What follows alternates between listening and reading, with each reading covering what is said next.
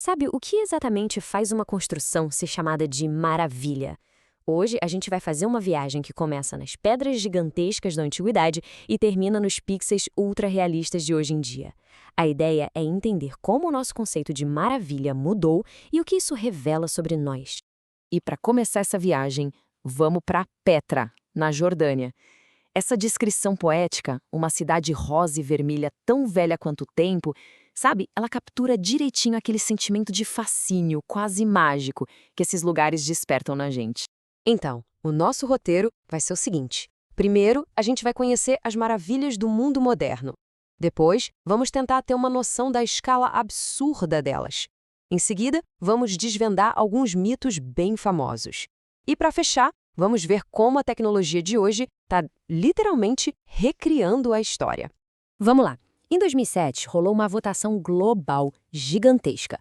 Mais de 100 milhões de pessoas participaram para redefinir o que seria uma maravilha para a nossa geração.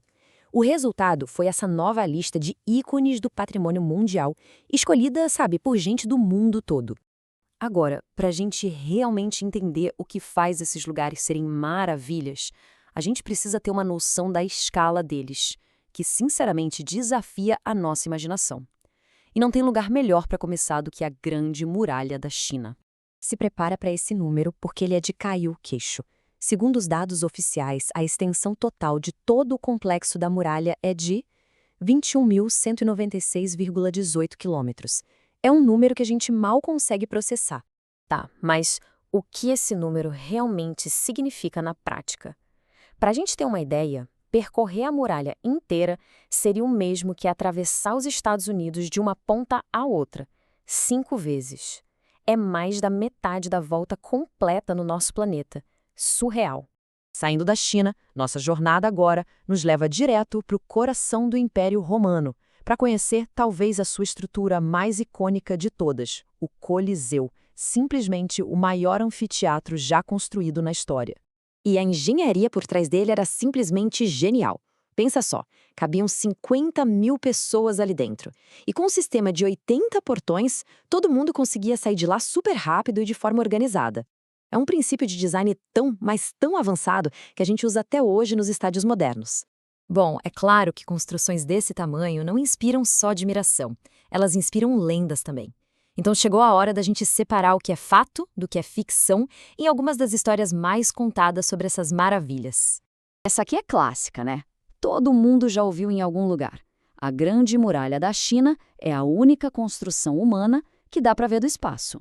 Mas será que isso é verdade mesmo? Então, a resposta curta é um mito. De acordo com os cientistas da NASA, apesar do comprimento absurdo da muralha, ela é muito estreita e a cor dela acaba se misturando com a paisagem natural, então é praticamente impossível enxergar a olho nu lá da órbita da Terra. Outro mito famoso nos leva de volta para Roma.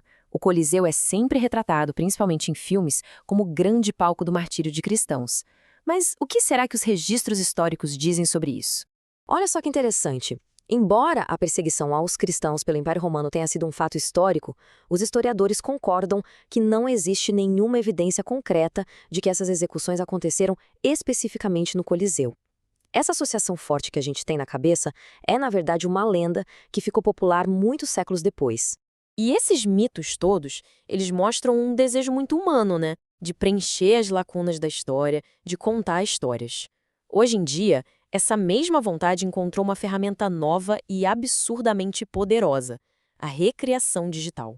A gente sempre usou a arte para imaginar como essas maravilhas eram no auge, né? Desde pinturas antigas até os grandes filmes de Hollywood. Só que agora, a inteligência artificial está dando para a gente um poder de visualização que a gente nunca teve antes.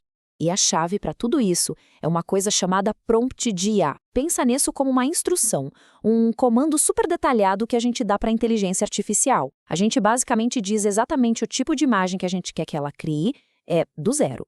E é aí que a mágica acontece. Quando a gente dá comandos como use uma lente de 85mm para dar aquele efeito de retrato, ou iluminação de golden hour para ter aquela luz perfeita de fim de tarde, e ainda exige detalhes como textura de pele visível, a IA consegue gerar imagens em 4K ultra realistas. O resultado é uma visão do passado que parece perfeitamente real. Talvez, sabe, até mais perfeita do que a realidade um dia já foi.